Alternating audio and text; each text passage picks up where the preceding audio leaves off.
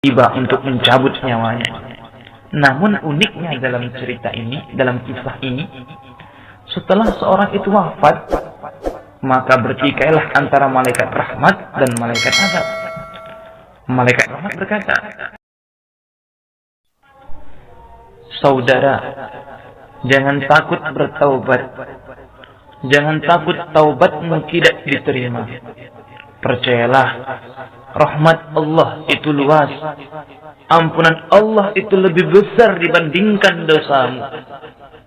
Nabi bersabda, satu riwayat dari Abdullah bin Umar, "Inna Allah Ta'ala Azza wa Jalla yaqbalu taubatal abdi ma lam yughargir." Rawahu Tirmidzi. Sesungguhnya Allah akan menerima taubat hambanya semasih nyawa belum sampai tenggorokan. Dari sini kita simpulkan, kalau nyawa telah sampai di tenggorokan, maka disitulah taubat tidak diterima lagi. Sebagaimana kisah dari Fir'aun yang tidak mau beriman pada Allah dan Nabi Musa. Namun ketika ia telah terombang-ambing oleh tamparan air laut, barulah ia mengatakan, "Amantu bi Rabbi Musa." Aku beriman pada Tuhannya Nabi Musa. Maka ketika itu taubatnya sudah tidak diterima. Kenapa? Karena nyawa telah sampai di tenggorokan. Namun kabar gembira bagi kita, taubat masih diterima sebelum nyawa sampai di tenggorokan. Satu riwayat menjelaskan, dahulu kala ada seorang lelaki yang pernah membunuh 99 jiwa. Kemudian dia bertanya pada seorang pendeta, apakah dia yang telah membunuh 99 orang itu masih terbuka pintu taubat baginya? Dengan lantang pendeta itu menjawab, tidak diterima. Maka kemudian pendeta itu ia bunuh juga, sehingga sempurnalah korban pembunuhannya menjadi 100 jiwa.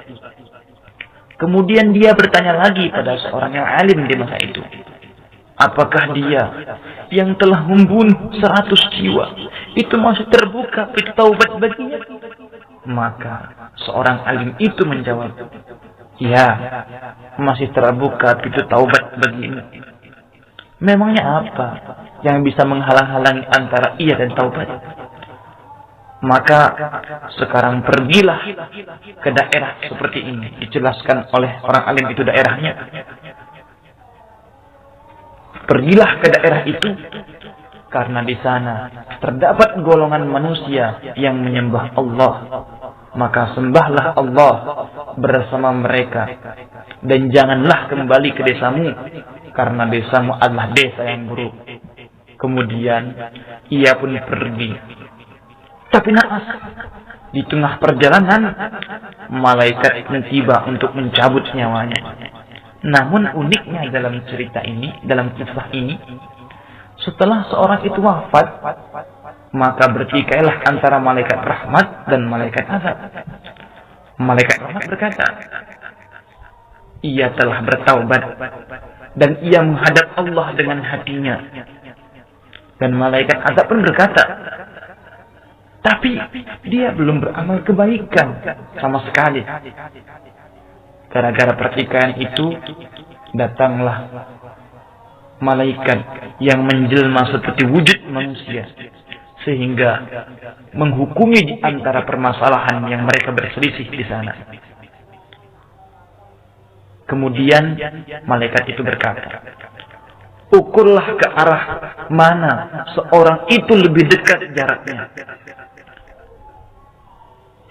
Ketika diukur, ternyata seorang itu lebih dekat dengan daerah tujuannya, yaitu daerah yang terdapat sekelompok manusia yang menyembah Allah Ta'ala. Sehingga ia pun diambil oleh malaikat rahmat. Terbukti bahwa sebelum nyawa sampai ke tenggorokan, walaupun waktunya itu hanya sebentar, tidak sampai sebulan, tidak sampai sehari, bahkan hanya sejam saja, namun catatannya sebelum nyawa sampai ke tenggorokan, taubat kita masih diterima. Sebesar apapun dosa kita, yakinlah rahmat Allah itu sangat luas. Innallaha ghafurur rahim. Allah itu Maha Pengampun